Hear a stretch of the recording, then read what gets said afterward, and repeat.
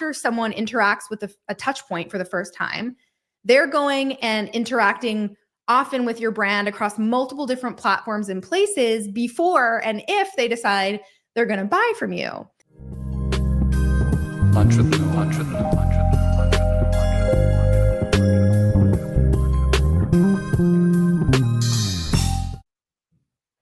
Hey everyone, it's Norm Farrar, aka the Beard Guy here, and welcome to another Lunch with Norm, the e-commerce and Amazon FBA podcast.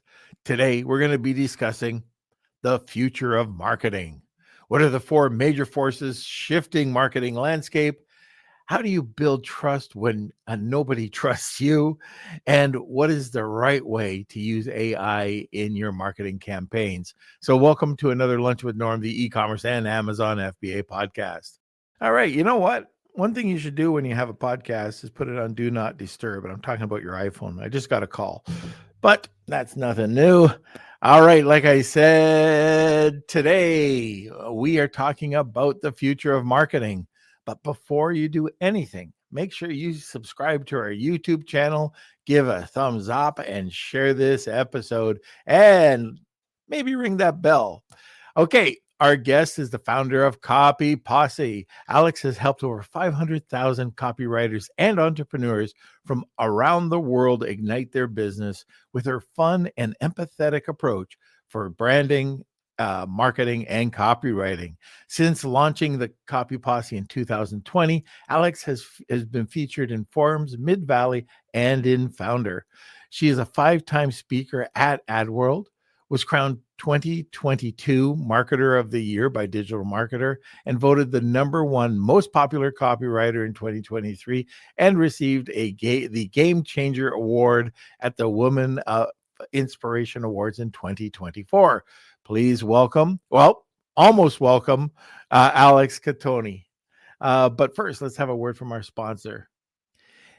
Hey, Amazon sellers, are you leaving money on the table with Amazon? Well, TrueOps is here to help you reclaim every last cent you're owed. Over 1,400 brands have already recouped millions with TrueOps cutting-edge technology. Finding reimbursements others may have missed. And guess what? You only pay 10% commission, no more overpaying the industry standard of 25%. Plus, the first $1,000 in reimbursements is free to you. Here's the best part. TrueOps doesn't get paid unless you do. If Amazon ever reverses a claim, TrueOps automatically credits your fees back to you. Now that's peace of mind. Remember, $1,000 free reimbursements to start, then just 10% of successfully recovered funds. You have nothing to lose but the 3 minutes it takes to sign up for a free audit and so much more to gain. Sign up with the link in the description and start reclaiming what's rightfully yours. And sit back, relax, grab a cup of coffee, enjoy this episode, and welcome Alex. Hi. Hello, how are you? I'm awesome. How are you? Very good. So did you have the same interior designer as Kelsey, or what's happening? It's dark and moody in here. My only one wall is painted black, but yeah, I like a good moody wall. You know. I used to have a programmer, a coder that used to come and work right out of our basement, and I swear you could grow mushrooms there. She liked it dark and dark and damp and dark and literally damp. where you can grow mushrooms. I live in Vancouver and it is very dark and damp here right now, so that's on brand. Are you in Vancouver? Yeah. Oh, wow. So 3 hours time difference. Okay. Yeah. All right. Well, I did not know that. Unfortunately, it's live, so we couldn't even change the time. But I'm really interested in talking to you. We were trying to figure out who the heck passed on your name. And I figured it out. Who? Ashley Armstrong. That's who it was. Ashley. Yes. So, and by the way, if you haven't heard Ashley's podcast with me on Marketing Misfits, or not on Marketing Misfits, on Lunch with Norm, it's great. Ashley's always awesome to listen to. But if you want to hear even a better podcast, because she digs right into marketing, plus we have kind of a conversation with Kevin King and myself, Marketing Misfits is definitely a podcast that you want to listen to. It's been released. So Kelsey, I don't know if you could throw that over on the comment section for people to listen to. Ashley's awesome. Yeah. So, okay. So now that you figured that out, why don't we just dig into this a little bit? We ran a little late today. So let's start off with these 4 major forces shifting the marketing landscape. What are they? What are the 4 forces? Yeah. So I've been in marketing for 15 years. So I have seen a lot change over the last decade and a half when it comes to online marketing and offers.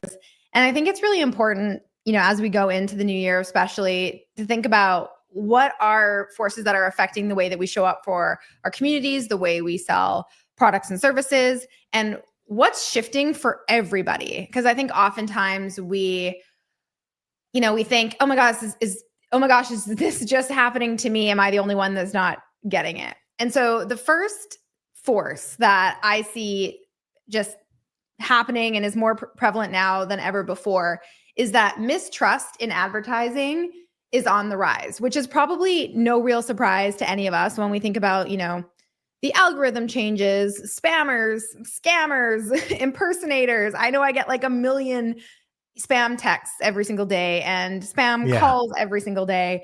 The internet is quickly becoming a place of frustration for a ton of customers and content creators, if that's something that you do in your business. And that doesn't even count the like data leaks and the breaches and the sheer bombardment of ad messaging with contradictory statements and the influx of AI generated content everywhere, deep fakes. I mean, the list goes on and on and on. Our audiences and our customers are getting savvier than ever before, but they're also getting more skeptical than ever before because it's like they get it now, right? Like they know that when you say, you'll never see this again, that chances are they might see it again, right? So people are just maybe kind of next day. Yeah, maybe the next day, right? And so they're just kind of looking through everything with this lens of like, is this really legit? In fact, a recent study showed that 69% of people distrust brand advertising, which is why so many business owners and e-com brands are turning to UGC because people trust other people more than they trust brands. But it's a growing problem with 43% of people saying that they actually distrust brand advertising more than they used to. And so when we think about that as just a baseline, it really shifts the way we need to approach our marketing, knowing that absolutely everything we do is being scrutinized. It used to be that you made an offer and people just took it at face value. Right. Now you make an offer, and before you can convince them why your offer is the right offer for them, you need to convince them why they shouldn't count you out, which adds in this whole other layer of trust building and marketing, which is an uphill battle for a ton of businesses. So that is the first marketing force that we all need to keep in mind. Okay. Now, that's interesting that you started off with this, because even with UGC, right now people are trusting that.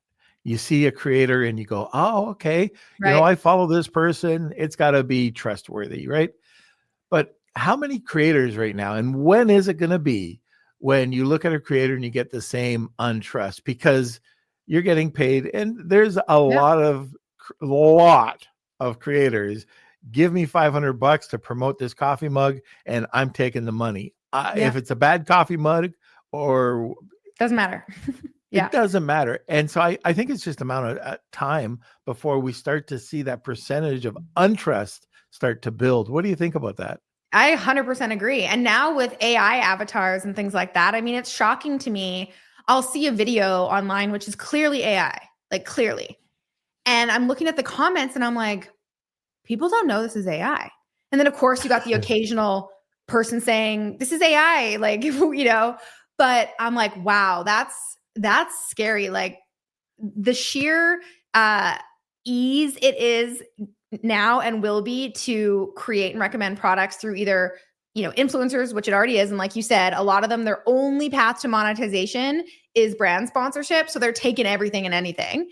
And then secondly, it's going to be so easy to just get an AI video of someone who looks real recommending your product.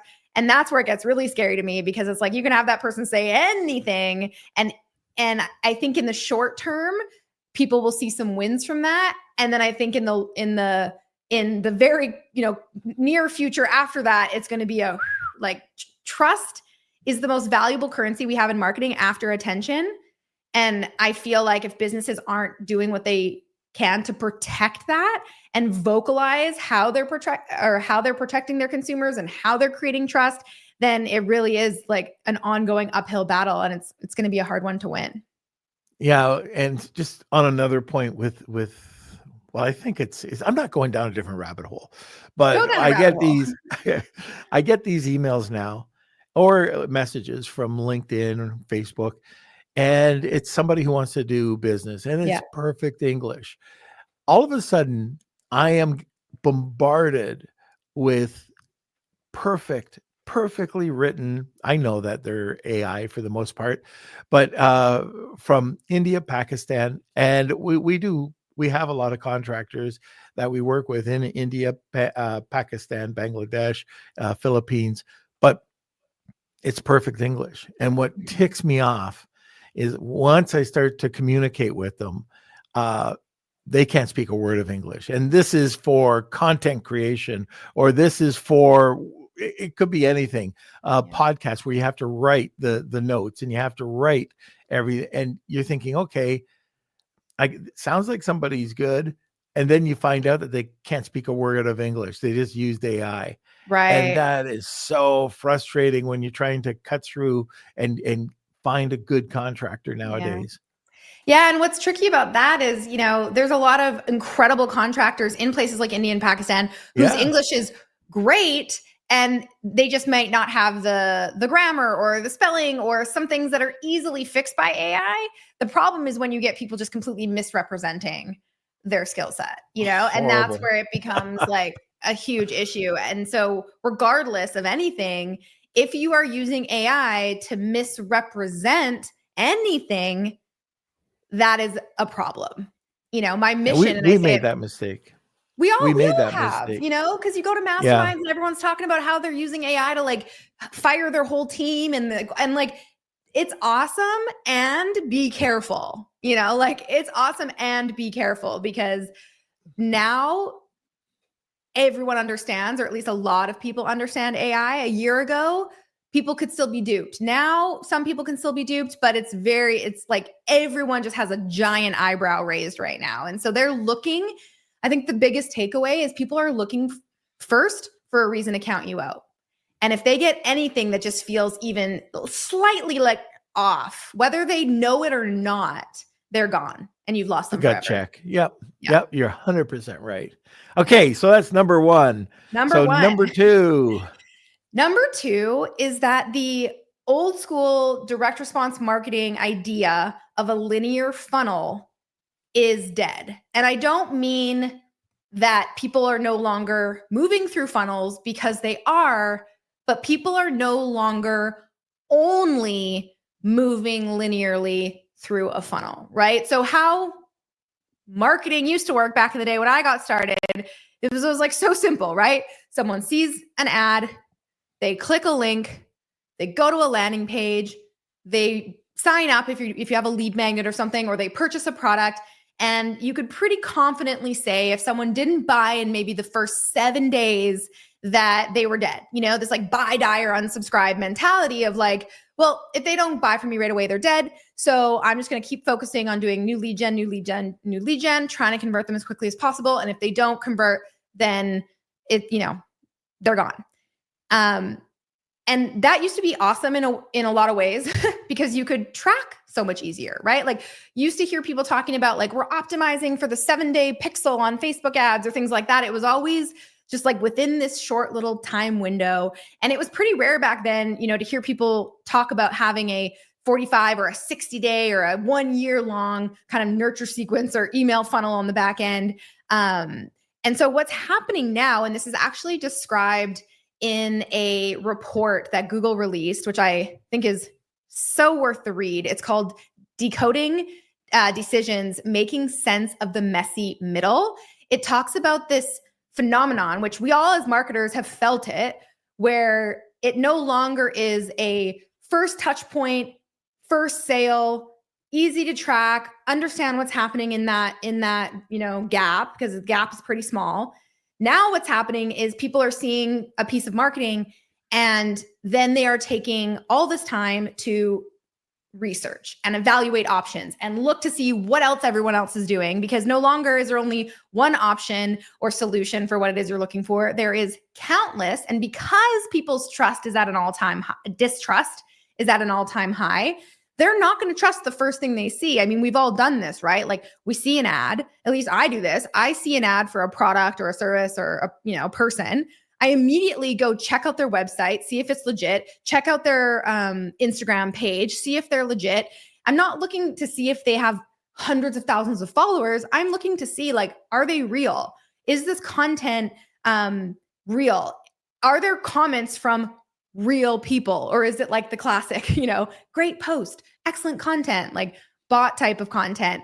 And so what we're seeing now in marketing is that there's this polarization happening between direct response marketing and brand marketing, where they used to be seen as sort of two completely separate things. They are now one and the same, because after someone interacts with a touch point for the first time, they're going and interacting often with your brand across multiple different platforms and places before and if they decide they're going to buy from you. And so where it used to be common knowledge that it would take like 7 touch points, for someone to make a sale. I feel like that number got thrown around all the time, like 7 touch points. Reminds me of that scene from Friends, 7. Now research shows that like a totally cold prospect will take between 20 and 50 touch points before they buy from you. And so if we are trying to track that, it's nearly impossible. In my business, we know that the average person interacts across 4 clickable touch points before they make a sale. But if you count all of the video views and impressions and them scrolling past a post on Instagram or them scrolling past an ad without actually taking a trackable click, then you know that number is like significantly higher. And so it's leaving a lot of marketers who used to really bank on this shorter conversion window in time and tracking attribution to really confidently know what was happening with their marketing.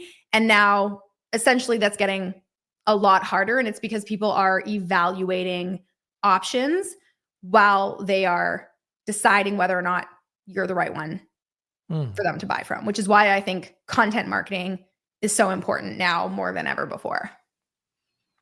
Yeah, I think shattering that 7 touches is so important.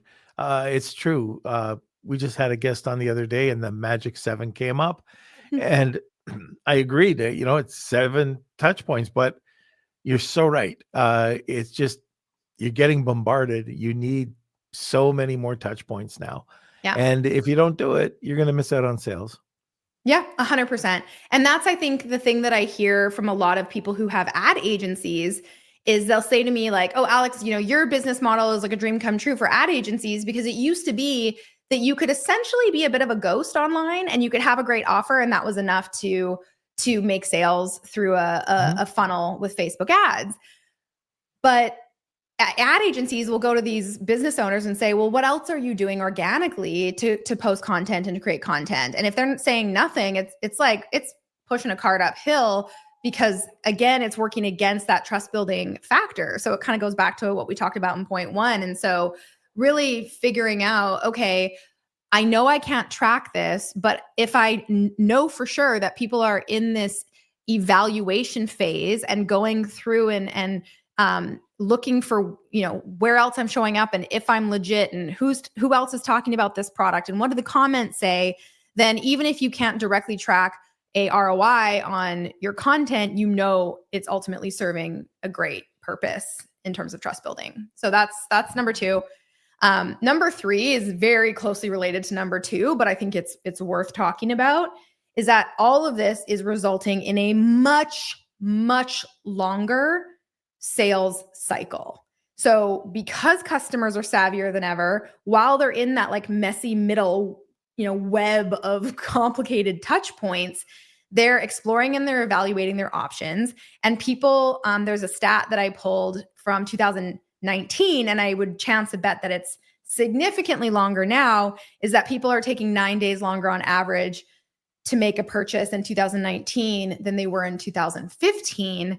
And that's because people are taking that time to evaluate options. In fact, when you look at the Google search history of the keyword cheap versus the keyword best, worldwide search for the keyword best has far outpaced cheap.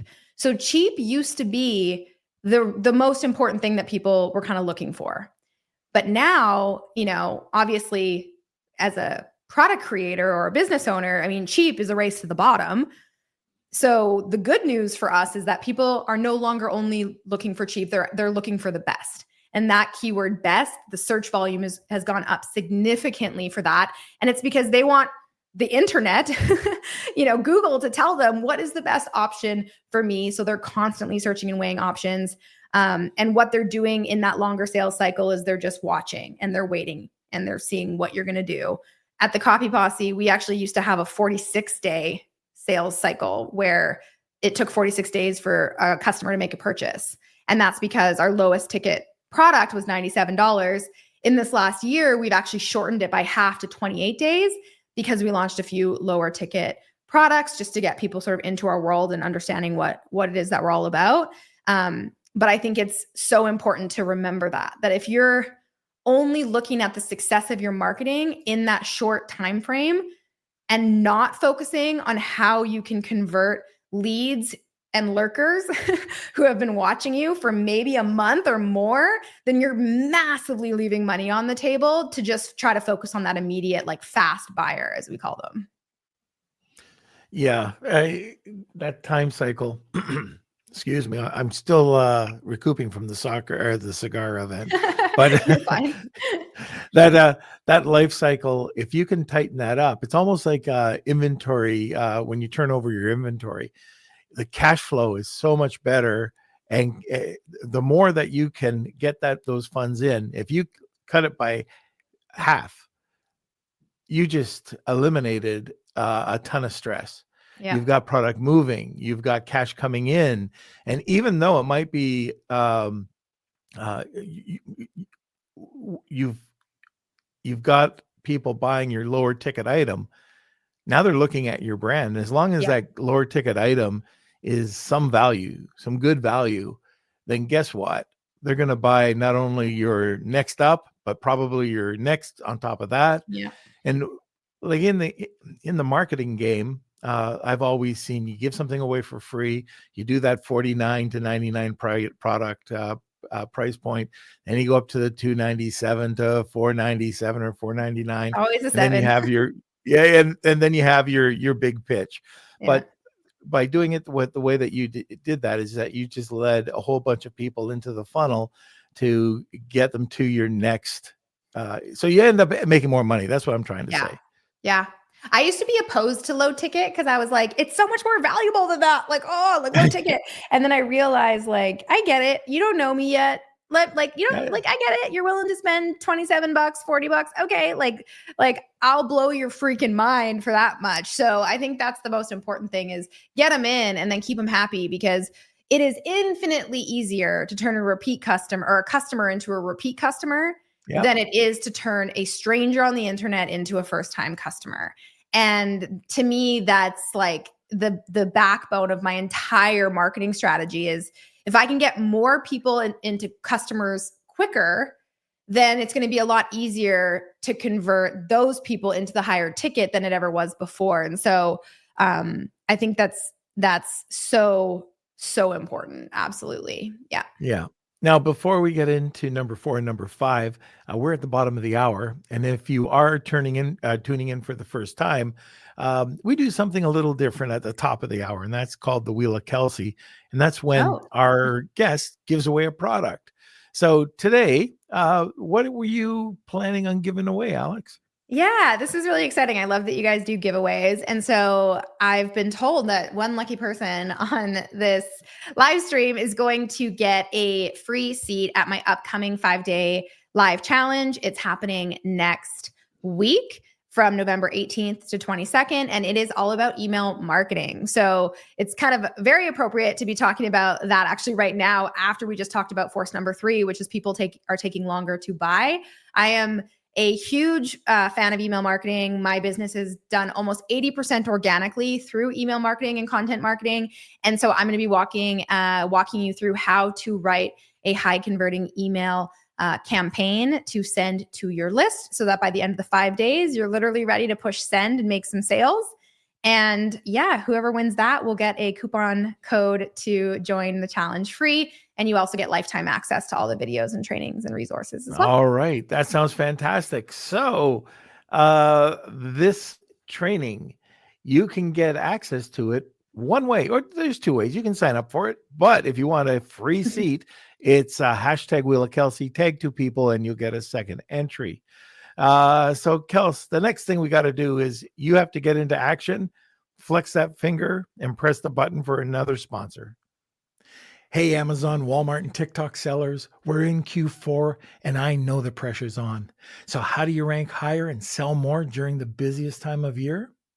Well, as a certified Amazon partner agency, AZ Rank has the expertise and proven strategies to take your projects to the top, driving visibility and sales across all platforms.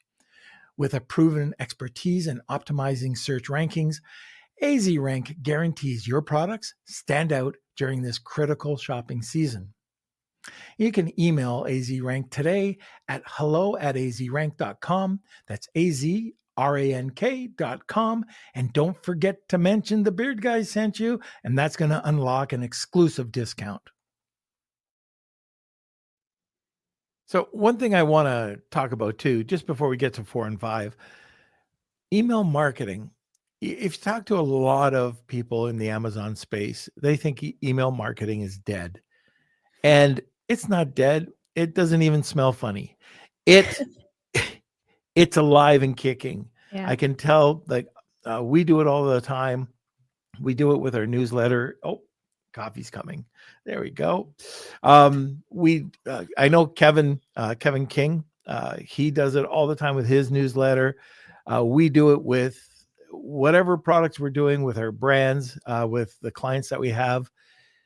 You make a ton of extra money by doing this, and it's not all promotional. In fact, hardly ever we do it as a promotional. We try to build value with it, either with a newsletter and I'm telling you, the newsletter, this email that goes out has given me more business than anything, more than the podcast. And I talked to Kevin about it too. And I said, don't you find that strange? And people are opening it up. They're reading it. Even with the SMS, that's another great way to deliver a message. But guys, if you're not doing it, and us as Amazon sellers, we don't. The majority of us do not do any form of emails. We don't know how to do it. We don't know how to track and build a list. So this is probably one of the most recommended thing I can tell you. If you want to actually see your sales go up, I don't know about your figure, but Sean Hart always says it's about 44% extra sales. Do it and understand. And this, even if you're not the winner for this prize today, I would go sign up for whatever Alex is going to be talking about with email marketing and become knowledgeable, become a student of email marketing. All right. Now, number 4. Yeah. And you keep saying number 4 and 5, and there's only 4. So I'm like, do I need to come up with a 5th secret first? Maybe I'll ask you for your number 5. All right. There we go. Okay. Yeah, number 4. Well, actually, a quick note on what you said about email marketing is, a lot of people look at me and they're like, oh, you're a creator. I have over 500,000 followers across my channels. Email marketing has brought in 600% more revenue in my business this year than all of my social media channels combined. And that is because of all the reasons we're talking about. People go to social media to make sure you're legit, to get to know you, to make sure that what you're selling is true. But still, to this day, the vast majority of people, Gen Zers, millennials, boomers, everyone across the board prefers to receive business communications from the brands they love via email. And there's a study that says that. I just can't remember which one it is. So yeah, email is crucial. However, this goes into force number 4 is email marketing is important. And so is content marketing, because social is quickly becoming the new search engine. And this boggles my mind when I think about this. Is like, there's no denying, of course, Google is still like number 1. But 24% of consumers, so a quarter of consumers right now, turn to social media to search for answers to their questions. And Gen Zers, which is probably no surprise, that number is 50%. So half of Gen Zers actually go to social to search versus Google or, ChatGPT, which I know people are using now for search. But if you're only relying on, search traffic or paid traffic to come to your offer or your Amazon page or whatever, not only are you missing all of those messy middle opportunities that we talked about with creating touch points and getting people, aware of you and understanding that you're legit and building trust, but you're ignoring a huge number of people who probably wouldn't find you if you weren't posting on social media. And so I think it's really important to integrate social strategy into your marketing. It doesn't mean you have to be a creator like me. It doesn't mean you have to post every single day, but be present on social channels. Use the correct hashtags and keywords so that when people are searching, they're going to find you, or at least a lot more likely to find you. Right. Okay. So let's just go quickly through the list. So the 4 major forces of marketing, what are they? Mistrust in advertising is on the rise. The traditional linear funnel as we know it is dead. People are interacting across way more touch points than a linear funnel. People are taking much longer to buy than they ever did because they're spending that time to evaluate options. And number 4, social media is quickly becoming the new search engine. All right. Very good. Now let's go back to trust. And you were mentioning that people are looking for the red flags, and that's exactly what's happening with micro brands on Amazon. People go in and they look for the first thing to get them to click off of the one and go to the other competitor. So how do you build the trust? Yeah, really good question. I think it comes down to, it's a lot of the stuff we already talked about, delivering a phenomenal product or experience for your customers, getting as much social proof and authentic social proof as humanly possible. I guess with Amazon, that would be reviews, but any type of social proof that you can get is incredible. Non-incentivized UGC is amazing. I use a tool called Video Ask, which is a part of Typeform, which allows you to essentially get people to submit video responses to your questions. And so it's an incredible way to do some video UGC. I use this in my business where I will email my past students or customers and say, I'm looking to feature some students on my social media. Fill out this form. They submit a video and give consent for me to be able to use that in my marketing. And I think most importantly is remembering, with all of the new tools and AI and strategies that are available to you to streamline your business, something that I really like to say, and I think this leads into sort of the last point we were going to talk about, is how to use AI, is coming up with a policy of how you will use AI in your business. So for me, I got really clear that I love AI. I'm going to use it to deliver the same quality results and content that I can quickly, but not compromise on the end product. I'm going to use it to make my content more accessible, whether that means translation, whether that means quickly editing content, to pull clips, making it more accessible to more people. And probably the most important thing is for me and my company, I always think we use AI to keep our promises to our customers, not to try to represent something that isn't, or use it to replace any sort of real human interaction, which is so, so important, I think, in trust building. Okay. I know that we have a bunch of listeners there. I can see you, just so you know, I can see you, but I don't see the comments and the questions. I know this is a hot topic. So I saw Luke wrote something down, but if you have any questions for us, make sure you put it into the comments section. We'll be getting to that probably in about 5 to 7 minutes. So if you have any questions or comments, please let us know. And remember, even if you think it's a rookie question, you might ask it, and 50% of the audience is going to say, oh, thank God that he asked that question. So just go ahead and ask it. All right. Now, what about, like, we're putting together AI, and I get it. I do a lot with AI right now. But as for copy, and this is where, you remember earlier on in the podcast, I said, man, I got nailed with this.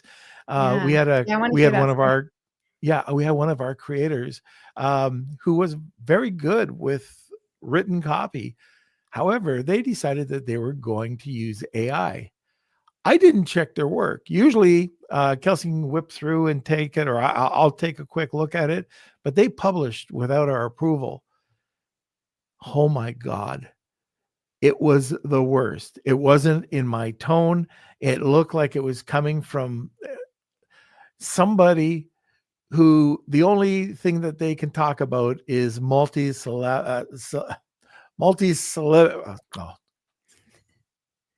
tongue twister. Yes. Oh my God, it's slipping me right now. There's a big smoke still on my head, but it just something that nobody could understand. Right. And it was word after word after word. And it was not even at a master's level. It was just, it didn't make any sense. So we got it out there, and people are responding like, you didn't write this. No, I didn't. I don't even know what some of these words mean. Right. And we had to put in a policy right away that none of this happens. Like, we are a content company. We were a press release company, and we were doing content marketing, and our writers had to, if they're going to use AI, which we could tell, they have to, everything has to still go through our editor to make sure it has our tone. Yeah. And it came back to bite us. Yeah. Well, and that's the thing, like, tone is important, but also, like, AI is a generative tool, meaning it makes shit up. And so that creative ability is awesome, except if you're trying to present factual information and you want to make sure that it's in alignment with all what you think, what you believe, what's true, what's factual. And so, yeah, I've heard a lot of horror stories like this. And here's the thing, like, I think AI is such an amazing tool. I always say it's a tool, not a takeover. I'm a copywriter, and I think a lot of copywriters were shaking in their boots for a while there with AI. But when you understand that copywriting is marketing, and understanding your market and human psychology and conversion principles and persuasion principles, just with the added ability of then you also know how to write the words to then communicate that. If you try to use AI to do all of that from scratch and you're not applying what you as smart business owners know, then that's when things can go completely off the rails. And I know it seems impressive when you're putting in these prompts and it's outputting all of this stuff. You think, oh my God, my life just got so much easier. But the problem is, if you're not thinking about it critically, and if you're not thinking, how is this going to be received by my customers? Because again, like, we need to stop treating our customers like they're idiots. I think that's the biggest mistake that business owners make, is we think that they're not paying attention and we think they're not going to notice the difference. They notice. Whether they don't know exactly what it is that's kind of turning them off, they can feel it. They're like, oh, something about that blog post that Norm wrote or whatever is freaking weird. I don't know. Like that could break trust. And again, like I said, they're looking for a reason to count you out. So, don't treat your customers like they're idiots. They're smarter than us most of the time. And we need to make sure that we're giving them what they came for, or else we'll lose them forever. Multisyllabic. So I don't even know what that means. What does that mean, Nor? Big words. Multisyllabic. So like syllables? Yes. Yeah. Oh my God. So I'm used complex to words. Yeah. dog, cat, get, one syllable. Well, and so no are more than 90% of our audience, like even if you have a master's education, we like to read simple language. Like keep it simple. The truth is between and this is crazy, but it's established. It's grade 6, 7. And if you go beyond that, you'll start to see fall off.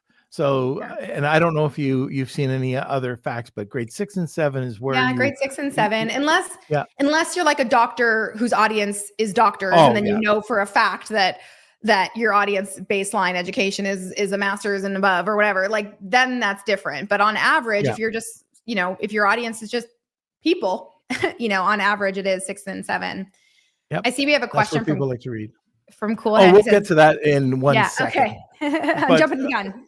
So keeping on the AI topic, let's talk about, and we've been touching on it the whole time, but it's lacking. It hallucinates. What can you do to start marketing around that? Because you can publish. I don't know. Did you hear about this? The guy with the mushrooms? He published a book through AI on mushrooms. Yeah. And he put the wrong information because he didn't check the work.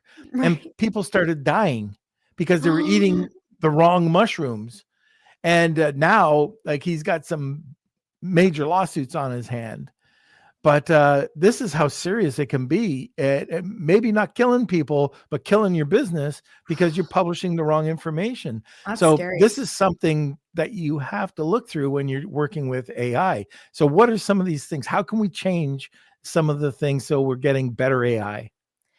Yeah, I mean, I think there's so many different prompts you can use, and the more information you feed it, the better. So when I use AI, I always like to start with telling AI who I am, what I do, and who my customer avatar is, and how I help them. And specifically, I help people who are challenge, looking to achieve benefit. The more you can feed them the correct language, AI, the correct language, the better output you're going to get. And so when I do use it, I'm really using it a lot for foundational frameworking, ideation. I just did a training earlier today where I entered some prompts to help generate like 125 different social content ideas for a business owner that I was doing a hot seat with. And a handful, I would say more than a handful of them are really great, right? You're like, as a subject matter expert, she was looking at these topics and going, that's a really good topic. Great. Now I know what I want to say about that.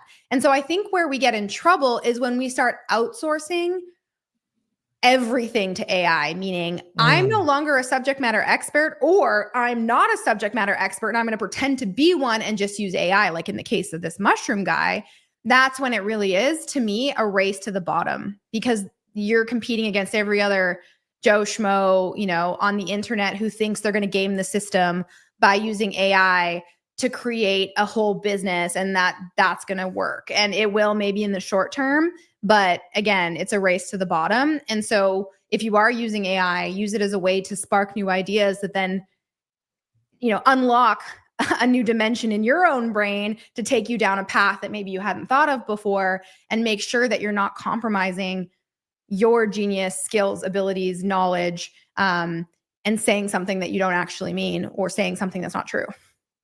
Okay, very good. Kels, let's get to the first question. All right. So yes, our question from CoolHand99. I've used some fantastic prompts from Mike, Better Than Rich, to get GPT to really speak in my voice. How much editing versus just proofreading should I really be doing? I mean, my answer is it totally depends. Again, like, if you think everything is spot on and it's accurate and it's something that you would say, then use it. But if you're just kind of going, I don't know, it sounds good, I think I'll use it, then I think that's the problem. Is I think you need to know whether or not something is right or wrong or on brand or not. And that's what sets real business owners apart from people who are just using ChatGPT to create more crappy content. So totally up to you, as long as it sounds good and you're like, yep, that's what I would say. And I feel confident putting my name on that.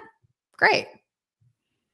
Yeah. I mean, if you can add, 10 or 20%, great. Right. It's also looking for, that human content as well. And it can 100%. tell. So, yeah, I think that's it. We only had one question today. Kels, is that right? We had another comment from Kohan saying the info in this episode is really quite eye-opening and definitely gets my brain going. All right. Okay. So this is the last time anybody can enter the Wheel of Kelsey, hashtag Wheel of Kelsey, or tag 2 people. You get a second entry and great prize. So if you like the information you heard today, you're going to love the information that Alex is going to be talking about with her email campaign event. It's a challenge for 5 days. So it's hashtag Wheel of Kelsey, tag 2 people, and you get a chance to win. If you don't win, you can always sign up. And like we were talking about throughout this whole episode, email marketing is so important. If you're not doing it, and a lot of us aren't, you're missing out. You're leaving profit on the table. Okay. So Kels, am I missing anything? I know. How do I get Alex's information? That's what I missed out on. Yes. Okay. Alex, how do we get a hold of you? Best place to reach me is I love to hang out and connect with people on Instagram. My handle is Alex Cattoni, my first and last name. I also have Copy Posse on Instagram, and you can check out my YouTube channel. That's just my name, Alex Cattoni. All right. Fantastic. Kels, let's go to the wheel. Yes. And Alex, I know it's tight for time. So if you got to get going, we can talk to you later and catch up with the winner. But thank you for. I'll wait till you spin the wheel. I have to see. The open loop is killing me. All right. Okay. Start, scale, exit, repeat. I'm Colin C. Campbell, and I've started over a dozen multi-million-dollar companies in the last 30 years. I spent the last 10 years writing the book, Start, Scale, Exit, Repeat, to figure out what it is that these serial entrepreneurs do over and over again. We interviewed over 200 people. We created 58 chapters, over 30 illustrations, 180 callouts, and we quite frankly made this book for the ADHD entrepreneur. It's been #1 on Amazon in 15 categories and has won 12 awards globally. Get your book today, either on ebook, paperback, hardcover, or Audible on Amazon or your favorite bookstore. It's time for the Wheel of Kelsey.